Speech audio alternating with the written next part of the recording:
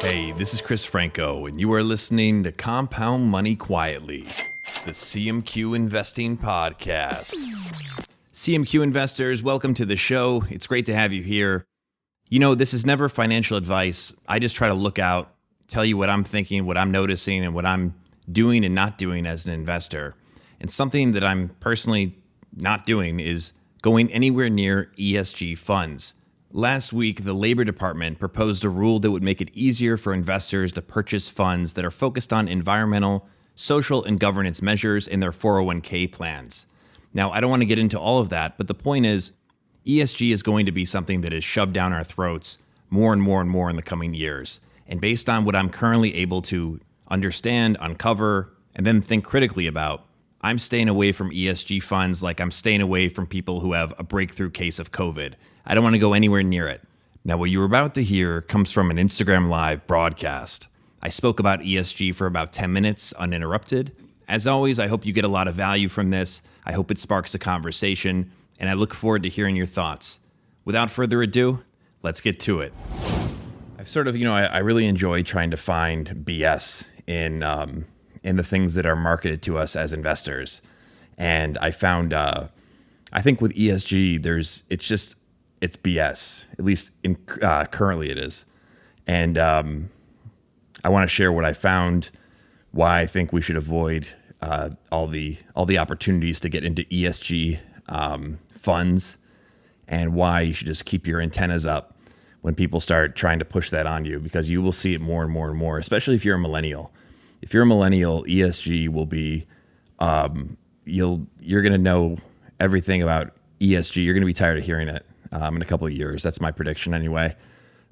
So I see people jumping in here. Hope everybody's having a good Saturday. It's as I was saying earlier, it's a rainy day in New York City. It just started to be a rainy day. It wasn't rainy earlier. I just got in from walking my dogs. That's why I'm dressed down right now. I'm usually wearing a tuxedo. ESG, does everyone know what that is? Has you guys seen that before? It means environmental, social, and corporate governance. It's also BS is also another name for it. Look, I'm all for the environment. I'm all for social and corporate governance, or whatever, sustainability and the environment, and doing right by the world. I'm all about that. But that doesn't mean that there are index funds that you should buy because they're somehow shaped by that same idea. I want to start off by saying this. Right now, there's a lot of controversy over ESG because anyone can sort of say ESG without it really having a firm definition.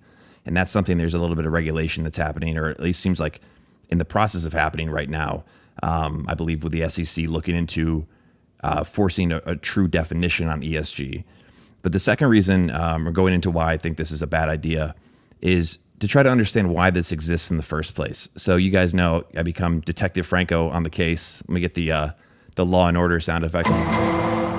Millennials are going to be, from what I read, inheriting over the next several years a astronomical amount of money from the baby boomer parents that made them. And obviously that doesn't, not all millennials, but just as a cumulative whole, there's a lot of money changing hands. And so a lot of that money is under management with, name the firm you want to name, but there is some sort of asset manager, broker, financial advisor, and a big institution where that money currently lives.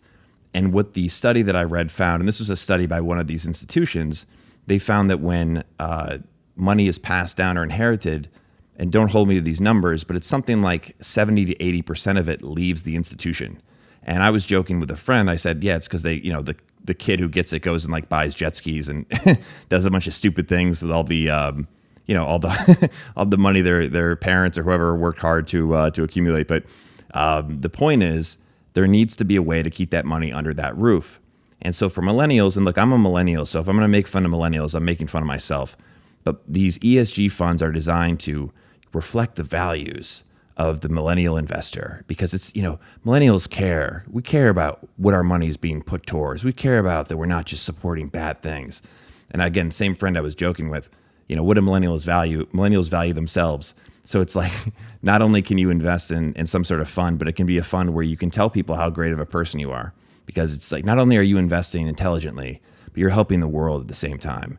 One of the reasons I think passive indexing doesn't just become the dominant investment vehicle, so to speak, is because it's boring. And it's certainly not something that's really fun to talk about. It's a lot more fun to talk about how, your Tesla shares tripled or something like that. It's not really fun to be like, yeah, I'm an investor and I do the Vanguard. It's just kind of like, wah, wah, wah. But with ESG, you get the added social benefit of letting people know how great of a human being you are. And so with these funds, though, here's the issue with them, guys. The reason these are all BS is because, one, as I said, there's no real definition for ESG.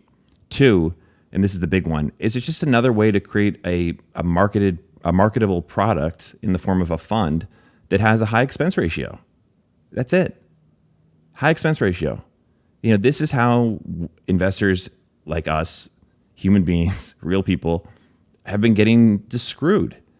And I think it's to the point where I don't mind calling it out. I'm not insulting anyone by saying that. I mean, it's just common sense, but it's not, as Charlie Munger would say, it's common sense is not common. It's uncommon sense. Look at these expense ratios. Take a broad index ETF like the VU or the VTI, 0.03%. Some of these ESG funds are over 1% just on that alone.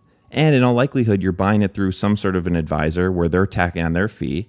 It just, again, it's another way for that industry to maintain their, call it 2 to 2.5% that they take away from gains that you and I should be, at least taking part in, assuming we're doing intelligent things. I was watching some Jack Bogle interviews today, as one does on a Saturday. And Jack Bogle was making the point again where if, let's say, the market return over the next 30 years is, call it 7%, when you take away the 2.5% that the industry takes away, that's 4.5% for the investor, when in reality, we should be getting closer to 7. Because, look, you don't get the total 7 because there's the 0.03% expense ratio. But the point is, as I said, these expense ratios are designed to delete value for us. You are not getting any additional value, but with these ESG funds, and this stuff is made because there's demand for it, because it's very marketable. We are more environmentally conscious. We do care about, that we're not supporting things that are bad for the world. That's a perfectly fine thing. But to make a product where, how about you make an ESG fund where you add the no ripoff at the end of it. It's ESG NRO, ESG no ripoff. And with that, you get ESG without the fees. Why don't you do it like a broad base, like a Vanguard VTI or VU index? Why do we have to pay 1% And when I read the marketing materials for these different funds, it's hilarious because the amount of work that is required to construct these funds and really, make sure that these companies are doing the right thing. It's hilarious to me because in a lot of cases, these companies that on one end, some of them say, it's like an index fund that doesn't have Philip Morris, right? I support that. I actually had Philip Morris reached out at one point about doing some work with my company, and I rejected it. Not like I didn't reject it, like don't ever talk to me again. I just politely said, we're busy or something, but I just wouldn't feel good about that. But my point is why at the same time some of these funds also have companies in them that sell cigarettes, right? But that's not an issue. So the whole definition of ESG is so it's basically just so soft. And there's going to have to be some regulation around that. But in the meantime, I call it the millennial sucker trap. That's what it is. It's to say, hey, do you want to be a good person? You should invest. This is how you want to invest. And then you can go out and tell people, you're helping the world, even though you're not really doing anything to actually help the world. You're investing. But look at these expense ratios. That's the whole name of the game. There has to be an effort to keep the whole world from going into like a passive approach. I'm pretty much convinced it won't come to that because there's just too much desire for sensation seeking. And, look, it's not fun to passive index, but just be mindful of those expense ratios and take a look at what you're actually paying for. So I think ESG is just it's phony baloney is how I look at it right now. That could change, but just be mindful of how much you're going to see that marketed to you in the coming years, because there needs to be an effort to keep all that millennial money from leaving those institutions.